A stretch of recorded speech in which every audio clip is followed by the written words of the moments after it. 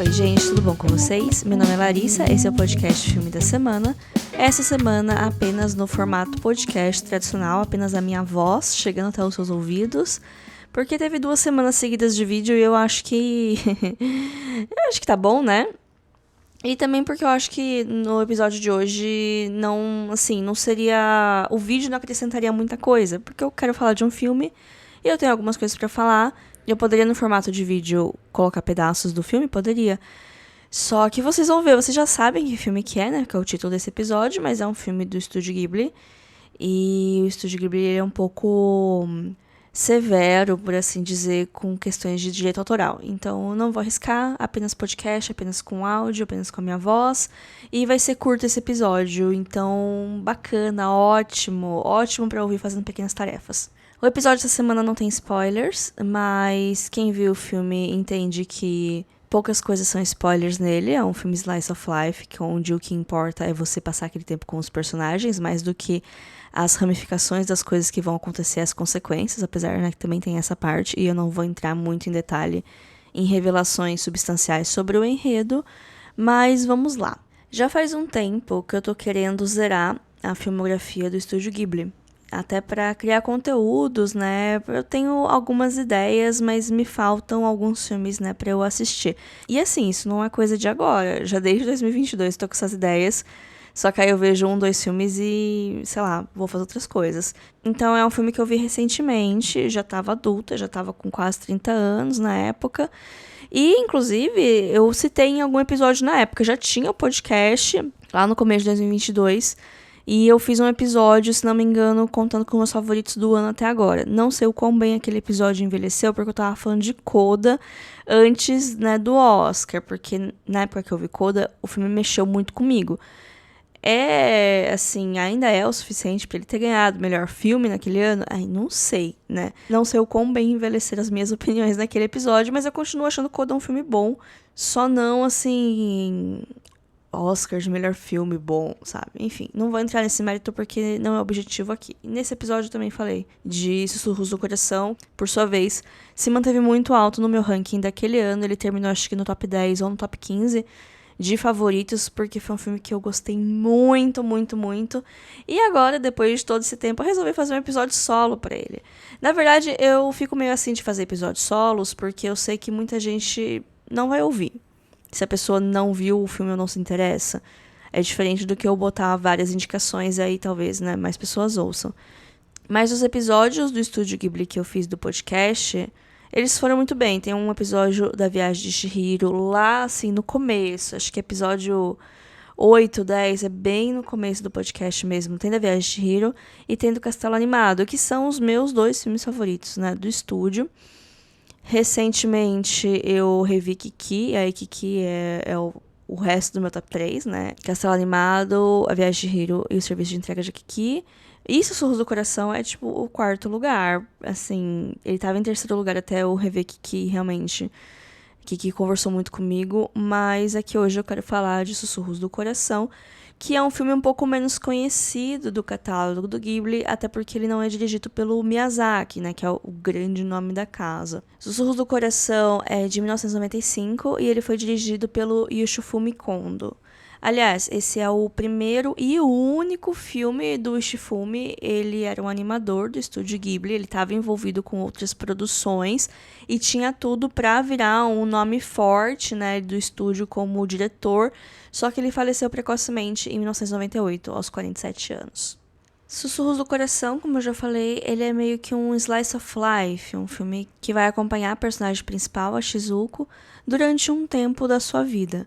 Ela tem uns 14 anos e o filme é a sua história de amadurecimento. E diferente dos outros filmes do Estúdio Ghibli, que são aventuras fantásticas ou que possuem elementos de realismo mágico, aqui a gente tem uma história toda pautada na realidade. Poderia muito bem ser um filme indie, ele tem uma vibe muito disso. Ele tem, sim, magia, mas ele é muito mais contida. A única sequência fantástica, de fato, é uma espécie de sonho. E acabaram usando imagens dessa sequência para promover o filme. Eu acho isso um pouco perigoso, porque pode gerar uma certa frustração de passar uma ideia de algo que o filme Não é. Eu mesma, quando peguei esse filme pra ver, não tinha ideia do que ele seria, eu deixei ele me levar. E que bom que eu fiz isso, porque ele virou, né, como já disse, um dos meus favoritos do estúdio. Como eu falei, né, um slice of life não tem uma grande trama. Tem uma sinopse, claro, e ela é sobre como a Shizuko gosta de ler, e percebe que todos os livros que ela pega da biblioteca já foram lidos por uma outra pessoa. E ela acha isso muito curioso e resolve investigar.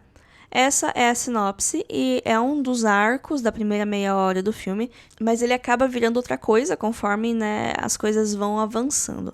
Mas não é de um jeito assim, nossa, é cheio de plot twist, esse filme não é bem o que você esperava, a premissa ela vai ser extrapolada e tal, não é assim.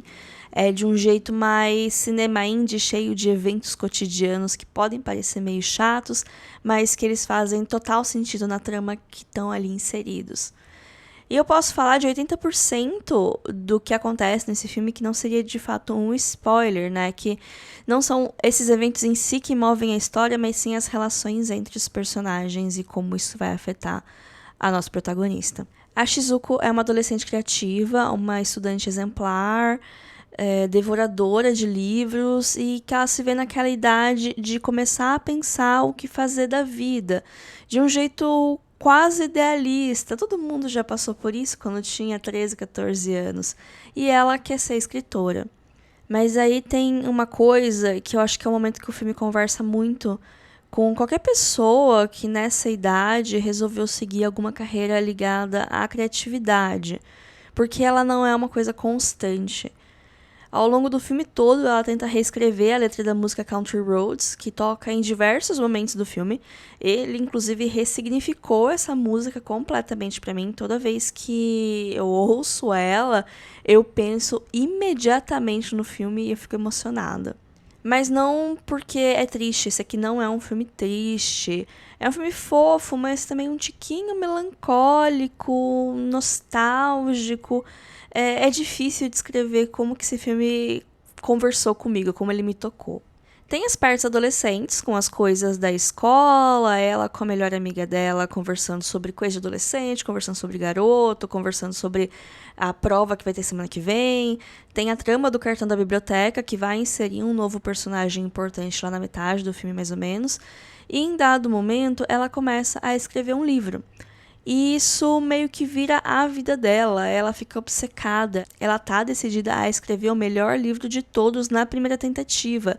Ela se priva de um monte de coisa para ficar em casa escrevendo, porque quando a gente é novo, a gente tem essa ideia de que a arte, a criatividade, o sucesso são tipo uma escada que a gente vai gradualmente melhorando, mas na verdade é uma montanha-russa, né? Tem altos e baixos. E ela ainda não compreende isso. Muitas pessoas demoram muito para compreender isso, né, de fato. Tanto que ela termina, por assim dizer, o manuscrito dela e morre de medo de mostrar para os outros, porque ela tem medo de ser uma fraude, de que todo o precioso tempo que ela ficou ali negligenciando família, negligenciando amigos, tenha sido em vão. Ela quer ser perfeita, mas ela tem medo do julgamento, sem compreender que é justamente esse tipo de feedback, esse tipo, né, de resposta que vai fazer ela se aprimorar como escritora, como profissional, como qualquer coisa que ela queira ser. Eventualmente, ela mostra para uma pessoa que é interessante, porque não é uma pessoa que estava no ciclo de convivência dela, é um personagem novo que aparece no filme e aí ela vai ter coragem de mostrar só pra esse cara. E aí, né, tem um momento que ele não vira uma figura de mentora pra ela, mas ele meio que fala tudo isso que eu tô falando pra vocês, né? Que é um processo. E, né, essa figura mentora, ela é muito boa, porque ele não fica tentando passar a mão na cabeça dela e falar que não, as coisas vão dar certo se você se esforçar, mas ele é honesto com ela sem ser desencorajador e serve, né, como essa figura de mentor que ela estava precisando. É muito fácil você se sentir uma fraude quando você está cercado de pessoas que são aparentemente bem-sucedidas ou que pelo menos parecem saber o que querem da vida. E esse é um dos pontos do filme, é sobre criar e se sentir inseguro com sua criação, é sobre crescer e se sentir inseguro com o futuro, é sobre criar laços e não saber se você é bom o bastante para aquelas pessoas. O roteiro do filme é do Miyazaki, é o nome mais conhecido e associado ao estúdio, diretor de A Viagem de Chihiro, Menina e a Garça, esses 2 vencedores do Oscar, e entre outros. E daí que essa história faz bastante sentido se você conhece um pouco o trabalho dele. Ele fala muito nos filmes dele sobre pessoas criativas e sobre como não é tão fácil criar e como às vezes é frustrante, e sobre legado, etc. É um tema presente no trabalho dele. Aqui ele não dirigiu, mas ele é um dos roteiristas. Eu falei, né, que é um filme que não tem coisas tão fantásticas, tem muitas coisas cotidianas e também tem muito do silêncio, né, dos filmes do Estúdio Ghibli, que são momentos de contemplação, momentos entre diálogos, entre ações, que é a personagem fazendo algo completamente banal. E tem a minha cena favorita nesse filme todo, que é completamente descolada de tudo que eu falei agora, que é quando ela segue o gato no metrô. Assim, ela sai um dia, acho que ela foi levar alguma coisa pro pai dela no serviço e ela tá voltando pra casa. Assim, é uma coisa bem cotidiana mesmo.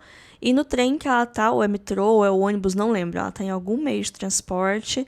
E lá tem um gato. Ele tá lá sendo um gato. Até que ele desce numa estação e os pensamentos intrusivos dela vencem. Ela também sai do trem e começa a seguir o gato. Com isso, ela vai parar num lado da cidade que ela nunca tinha ido antes. E essa sequência é muito bonita, porque é um bairro em cima de uma colina, todo arborizado, cheio de casinha bonita, com aquela vista panorâmica para a cidade toda. Eu sei que é baseado numa cidade japonesa, que existe de verdade, mas ele me lembrou um pouco Barcelona, principalmente porque é uma cidade que eu já fui, ao contrário do Japão, quando eu nunca fui pro Japão, Barcelona eu já visitei uma vez. E também tem uma vibe, assim, apenas a vibe, que me lembra um pouquinho os livros do Zafón. Até porque, né, se passa em Barcelona, e Barcelona até tem uns bairros meio altos, assim, que você consegue ver a cidade inteira e tal. E aí eu gosto muito dessa cena. E também é por causa dessa cena que faz ela encontrar esses outros personagens que aparecem mais pro meio do filme, inclusive essa figura mentora que eu comentei. E é também nessa casa, né, que ela vai parar, que tem a estátua do Barão. O Barão, ele é um gato de terno, meio humanoide, assim, sabe? Uma figura meio antropomórfica. E ela fica meio obcecada com esse gato, ela começa a escrever sobre ele. E é engraçado que se você reparar bem nessa estátua, ela fica mudando. Assim, a coisa sutil, a posição dos braços, o lado que ela tá virada, de uma cena para outra, assim, muda uma coisinha bem leve e que pode ser um indicativo de que a estátua está de fato viva. Mas isso não é uma coisa, assim, que o filme fala sobre. É só um detalhezinho se você tá prestando atenção. E a sequência fantástica que eu comentei que usaram no marketing é justamente com, né, esse barão, ela se imaginando nesse livro que ela escreve com esse gato humano, porque tem muitos gatos no filme, né, eles aparecem várias vezes, e isso fez ter um spin-off, que é o filme O Reino dos Gatos, de 2011, que eu acho que, se não me engano, é a única continuação, o único filme derivado de algum outro filme Estúdio Ghibli, que tem até hoje, né, apesar de não ser uma continuação, apesar dele funcionar como um filme independente. Eu assisti o Reino dos Gatos muito antes de ver Suspiros do Coração. E Reino dos Gatos é bonitinho, é engraçadinho. É um filme de 70 minutos, nem isso. Ele é super curto, ele é fofinho e o protagonista é o Barão. Todos esses filmes do Estúdio Ghibli, eles estão disponíveis na Netflix. Eles têm um contrato de exclusividade na distribuição, então é, né, o único jeito de você encontrar todos esses filmes do Estúdio Ghibli, desde os mais conhecidos, como A Viagem de Chihiro, O Serviço de Entrega de Ki, Princesa Mononoke, até uns não tão conhecidos como O Reino dos Gatos, por exemplo, o próprio Sussurros do Coração que eu tô falando aqui hoje, e outros. Entrando um pouquinho na parte de curiosidades, né, já para trazer um conteúdo mais legal para vocês, Sussurros do Coração é o primeiro filme do Estúdio Ghibli a usar composições digitais. Assim, vamos lá. Tudo no filme é animado da maneira tradicional, mas algumas cenas, eu acho que principalmente essa cena do sonho com o barão e tal, foi composta digitalmente, ou seja, Cada parte foi animada de maneira tradicional separada e depois, usando um computador, foi tudo unido naquele shot, né, naquela tomada que você vê na tela. Hoje eu acredito que isso seja um padrão da indústria, mas vamos lembrar que esse filme ele tem quase 30 anos. Não sei se vocês estão ligados num tópico muito específico que é nichos da internet, mas a Shizuko é a Lo-Fi Girl original. Eu não sei nem explicar o que é tecnicamente uma música lo-fi, mas é um estilo de música tranquilinha, instrumental, que muita gente usa de fundo para estudar, trabalhar, ler, relaxar, etc. E tem uma imagem muito associada a esse tipo de música, que é uma menina sentada numa escrivaninha escrevendo com headphones. Tem variações dela de acordo com o gênero desse lo-fi. E, particularmente, eu adoro o Lo-Fi for Witches, que é um vídeo no YouTube de, sei lá, de 1h30, né, com músicas nessa vibe.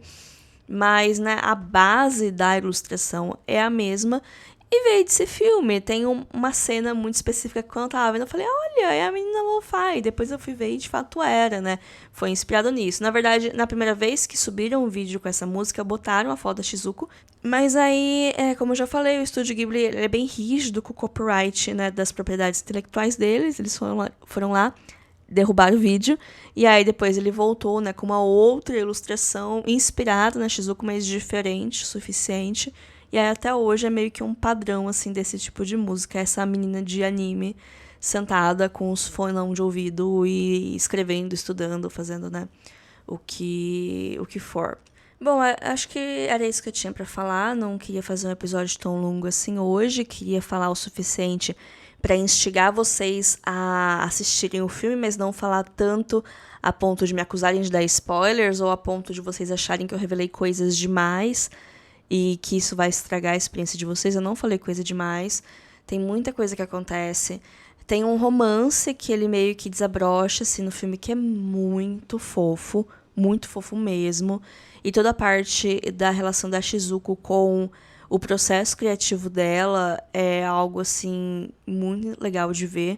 Eu acho que conversa muito com pessoas de trabalhos criativos, mas não é uma coisa exclusiva. Eu acho que todo mundo que já se viu nessa encruzilhada da vida de não saber o que fazer, e aí quando descobre o que quer fazer, quer ser a melhor ou não ser nada, e começa a ficar muito frustrado quando você não consegue os objetivos que você achava que você conseguiria. Então acho que é um filme que é fácil de conversar com várias pessoas, independente, né, da área de atuação.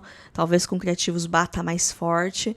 Mas é um filme que eu gosto muito. Ele também pode ser fácil de ver se você não é tão da fantasia assim, né? Que às vezes algo que pode afastar algumas pessoas de alguns filmes do Estúdio Ghibli seja o tom fantástico, às vezes quase surreal, né? As coisas que ficam muito a cargo da imaginação. Aqui é um filme um pouco mais pé no chão, por assim dizer. Ele lembra muito mais um cinema independente, né? Uma coisa mais focada em conflitos internos e diálogos. E essas histórias que elas têm uma ambientação num lugar, numa situação de fato, mas é uma história que você consegue extrapolar e consegue se relacionar em diferentes contextos, em diferentes épocas. Eu acho isso bem legal e é por isso que eu gosto bastante de dramas de amadurecimento. Mas é isso, espero que tenham gostado, espero que gostem do filme. Se vocês ouvirem esse episódio e foram assistir o filme, gostaram ou não gostaram, conta pra mim o que vocês acharam lá no @filme.da.semana, nosso Instagram. Também tem um e-mail para contato, que é o podcast filmedasemana@gmail.com. Estamos disponíveis no YouTube agora. Eu descobri como carrega o feed RSS do podcast no YouTube. Então o podcast tá no YouTube e no YouTube Music. Quando tiver episódio de vídeo, eu subo direto no YouTube, né? Porque ele não pega o feed de vídeo. Podcast em vídeo só no Spotify mesmo. Mas estamos lá agora também. E também tem TikTok, que eu posto... Mas assim, tudo que eu posto no TikTok, eu posto no Instagram também. Que é Filme da Semana também lá. Então, se vocês só usam o TikTok e querem me acompanhar, tem esse endereço. E é isso. Fiquem bem. Até semana que vem. Tchau, tchau.